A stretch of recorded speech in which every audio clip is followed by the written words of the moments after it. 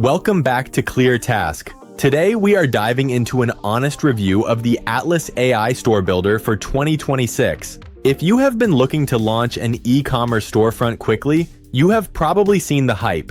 We spent time testing it hands-on to see how fast it actually builds, the quality of the output, and exactly where it falls short. This is not a sponsored video, just a straightforward breakdown. Atlas AI claims to launch your store in minutes, and it genuinely delivers on that promise. The method is incredibly straightforward. You input your product or specific niche, and the AI takes over. It automatically generates your brand name, designs a logo, writes product descriptions, structures the homepage layout, and even uploads product mockups. You can go from a blank screen to a functional storefront in under 10 minutes. The interface is highly beginner-friendly with absolutely no coding required.